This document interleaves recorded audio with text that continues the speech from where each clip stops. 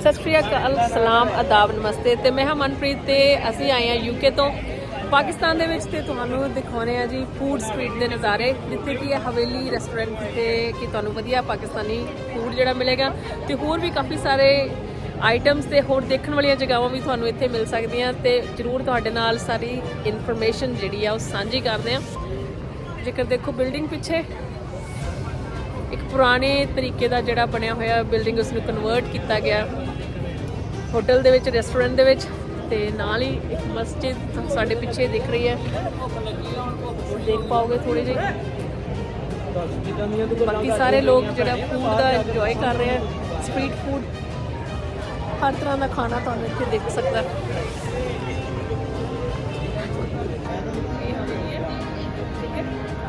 आपां चलदे हां इधर दी तरफ, करवा दे।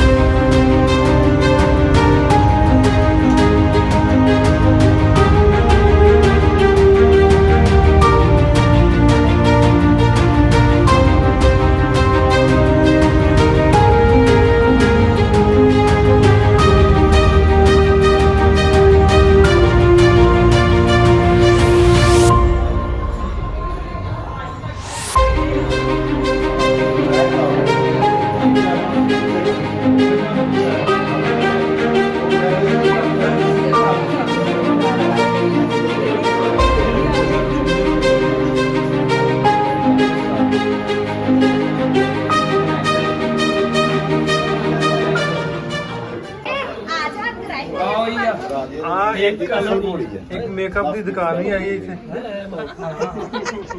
मिल के गल करिए नहीं जे अचानक ਤੁਹਾਨੂੰ ਪਤਾ ਲੱਗੇ ਕਿ ਮੇਕਅਪ ਖਤਮ ਹੋ ਗਿਆ ਫਿਰ ਫੇਸ ਲੌਕ ਨਹੀਂ ਹੋਇਆ ਮੋਬਾਈਲ ਆ ਤੁਸੀਂ ਬਾਹਰ ਨਿਕਲੋਗੇ ਤੇ ਤੁਸੀਂ ਕੱਲ ਦਾ ਵੀ ਅੱਜ ਕਰ ਰਹੇ ਹੋ ਲੈਂਦੋ ਨਹੀਂ ਜੀ ਇਹਦੀ 2 ਮਿੰਟ ਰੁਕੋ ਕਿ ਬੈਨ ਤੱਕ ਦਾ ਕਰ ਲਈਏ ਕਿਸੇ ਦਿਨ ਹਨੇਰੇ 'ਚ ਮੇਕਅਪ ਨਾ ਭੁੱਲ ਜੇ ਤੇਰਾ ਫਿਰ ਸਵਾਦ ਹੈ। ਇੱਕ ਦਿਨ ਵਾਕਈ ਮੈਨੂੰ ਇਹਨੇ ਸੁੱਤੇ ਪਏ ਨੂੰ ਲਗਾਇਆ ਕਹਿੰਦੇ ਮੋਬਾਈਲ ਦਾ ਲਾਕ ਨਹੀਂ ਖੁੱਲਦਾ ਪਿਆ, ਉਹ ਬਾਅਦ ਚ ਪਤਾ ਲੱਗਾ ਮੇਕਅਪ ਨਹੀਂ ਕੀਤਾ, ਫੇਸ ਲੌਕ ਲੱਗਾ ਸੀ। ਸਭ ਤੋਂ ਪਹਿਲਾਂ ਉਹਨਾਂ ਨੂੰ ਪੁੱਛ ਜਿਹੜੇ ਨੁਕਸ ਕੱਢ ਕੇ ਮੈਨੂੰ ਤੇ ਆਦਤ ਹੋ ਗਈ ਤੇਰੀ। ਫਿਰ ਉਸ ਤੋਂ ਬਾਅਦ ਸ਼ਾਹ ਜੀ ਅਮਰੀਕਾ ਉਹਦੇ ਸਾਥ ਵੱਧ ਕੋਈ ਨਹੀਂ ਹੁਣ ਉਹਨਾਂ ਨੇ ਜਿਹੜੇ ਪਿੰਡ ਜਦੋਂ ਗਏ ਸਾਡਾ ਤੇ ਉਧਰ ਘਰ ਭੇਜਿਆ ਸੀ ਨਾ ਨਾਲ ਦੂਸਰੇ ਸਨ ਅਮਰੀਕਾ ਲੇਕਿਨ ਜ਼ਿਆਦਾ ਤੋਂ ਪਹਿਲਾਂ ਫੋਟੋ ਜਦੋਂ ਦੇਖੀ ਸੀ ਮੈਂ ਤੇਰੀ, ਜ਼ਿੰਦਗੀ ਦੀ ਮੈਨੂੰ ਤਾਂ ਸਹੇਲੀ ਰਹਿਣੋ ਮੇਰੀ। ਜਿੱਤ ਲਿਆ ਸਾਨੂੰ ਤੇਰਿਆਂ ਪਿਆਰਾਂ ਨੇ, ਮੈਂ ਗੁਲਾਮ ਤੇਰੀ ਪੱਕੀ ਹੋਈਆਂ। ਸੋਹਣਾ ਤੇ ਪਤੰਦਰਾ ਤੂੰ ਖਾਸ ਕੋਈ ਨਾ ਵੇ, ਗੱਲਾਂ ਮਿੱਠੀਆਂ ਦੀ ਪੱਟੀ ਹੋਈਆਂ। ਸੋਹਣਾ ਤੇ ਪਤੰਦਰਾ ਤੂੰ ਖਾਸ ਕੋਈ ਨਾ ਵੇ, ਗੱਲਾਂ ਮਿੱਠੀਆਂ ਦੀ ਪੱਟੀ ਹੋਈਆਂ। ਰੱਖਾਂ ਮੈਂ ਖਿਆਲ ਲਾਡਲੇ ਤੇ ਔਰ ਦਾ, ਗੱਲ ਵੱਡੀ ਭਾਬੀ ਦੀ ਕੋਈ ਨਹੀਂ ਮੋੜਦਾ। ਰੱਖਾਂ ਮੈਂ ਖਿਆਲ ਲਾਡਲੇ ਤੇ ਔਰ ਦਾ, ਗੱਲ ਵੱਡੀ ਭਾਬੀ ਦੀ ਕੋਈ ਨਹੀਂ ਮੋੜਦਾ। ਆਉਂਦਾ ਏ ਪਿਆਰ ਬੜਾ ਬੇਬੇ ਜੀ ਤੇ ਮੈਨੂੰ, ਜਿਹਦੇ ਸਾਹਾਂ ਵਿੱਚ ਵਸੀ ਹੋਈਆਂ। ਸੋਹਣਾ ਤੇ ਪਤੰਦਰਾ ਤੂੰ ਖਾਸ ਕੋਈ ਨਾ ਵੇ, ਗੱਲਾਂ ਮਿੱਠੀਆਂ ਦੀ ਪੱਟੀ ਹੋਈਆਂ। ਸੋਹਣਾ ਤੇ ਪਤੰਦਰਾ ਤੂੰ ਖਾਸ ਕੋਈ ਨਾ ਵੇ, ਗੱਲਾਂ ਮਿੱਠੀਆਂ ਦੀ ਪੱਟੀ ਹੋਈਆਂ।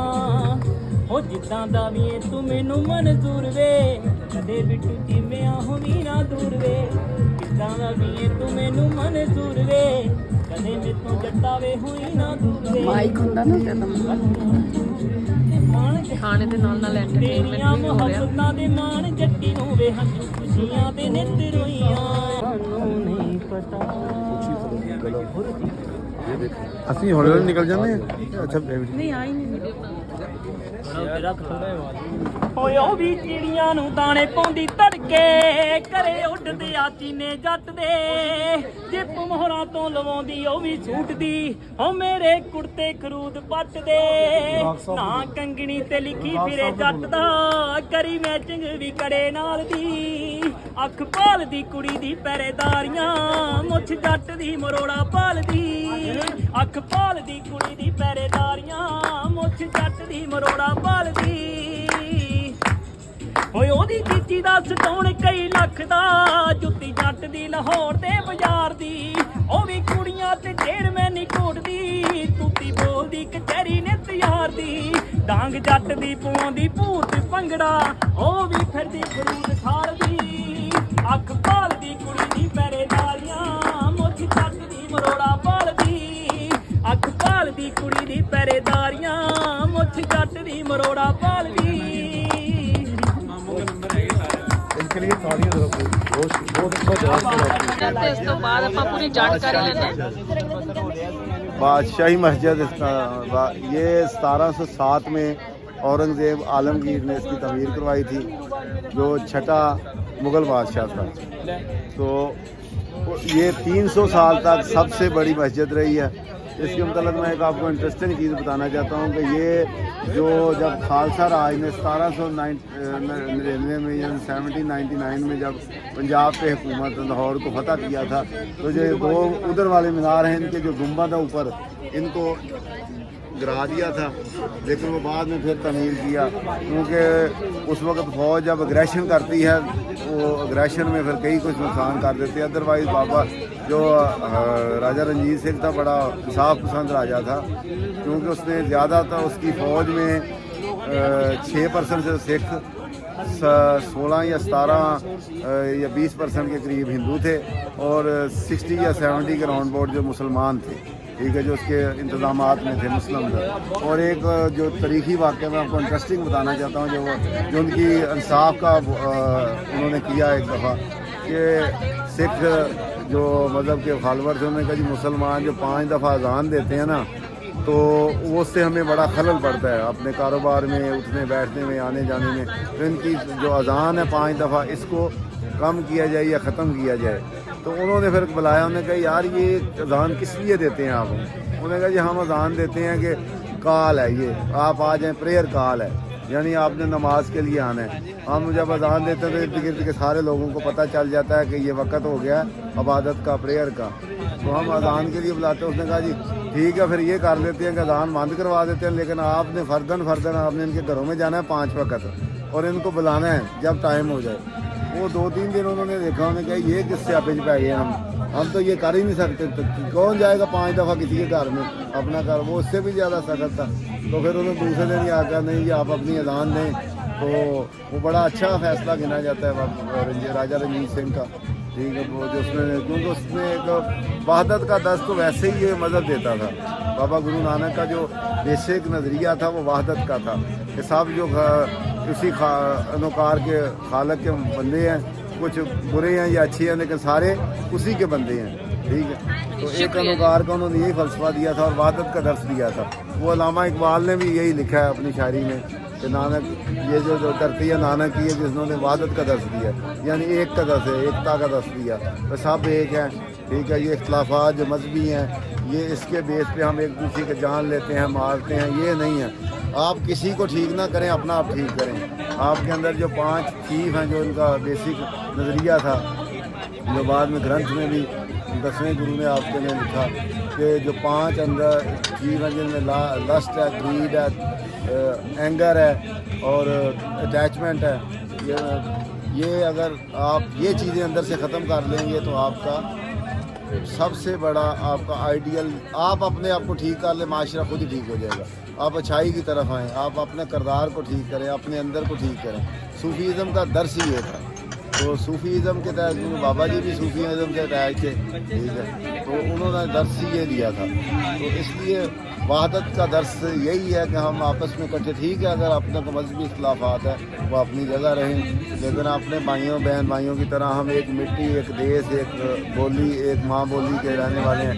एक मिट्टी से हमारा ख़मीर है। ये अगर कोई इख्तलाफात हैं, इख्तलाफ हुसन होता है माशरे का। अगर सब एक जैसे हो जाते तो आज हम तरक्की की मंजिलों पर, एक इंसान आज तक पहाड़ों में वो वैसे ही रहता, अपने पत्तों के साथ दूसरों को डांटता, लेकिन आज अगर वो परवाज़ें कर रहा है, उड़ रहा है, मरीख पे जा रहा है, तो वो इख्तलाफ का चीज़ है।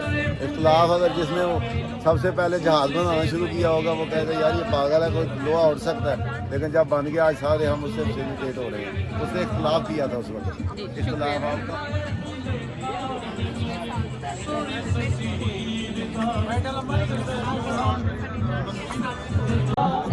वो कसम होगी ज्यादा बोलेगा दिल जिस दिन तुम्हें वो दिन जिंदगी का आखिरी। बहुत शुक्रिया सर।